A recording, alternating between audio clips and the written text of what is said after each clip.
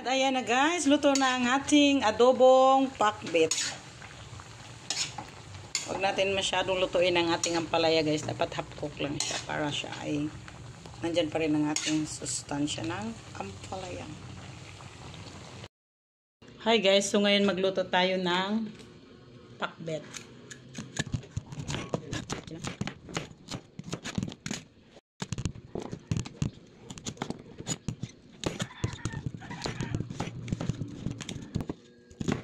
Sikap.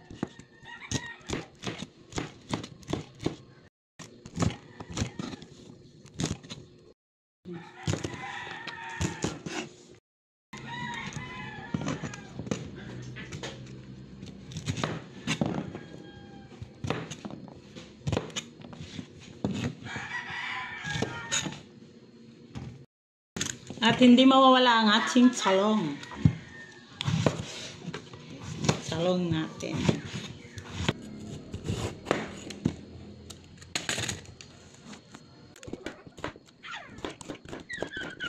May bikinan!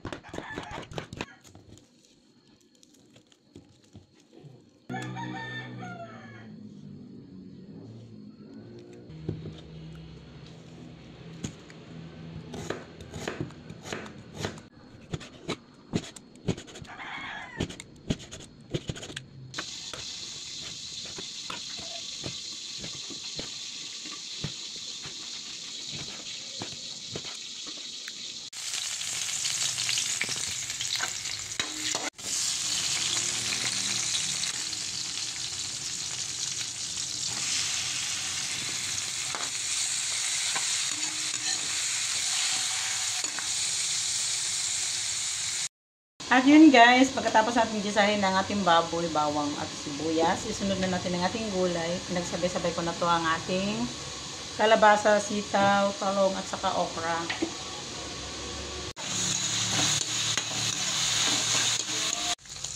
Lagay na natin ang ating gulay.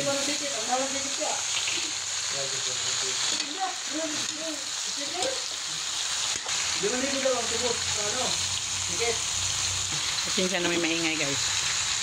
Pasensya na sa maingay sa likod. Mag-atay ng konting toyo.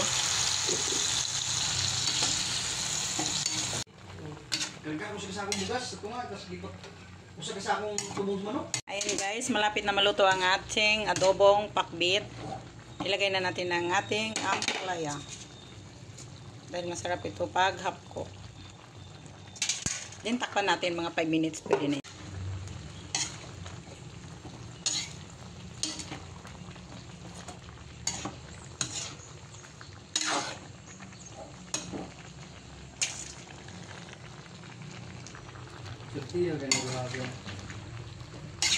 Okay guys.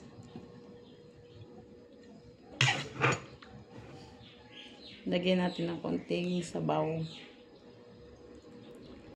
So ngayon guys, kakain na tayo dahil luto na ang ating adobong pakbet. Sarap.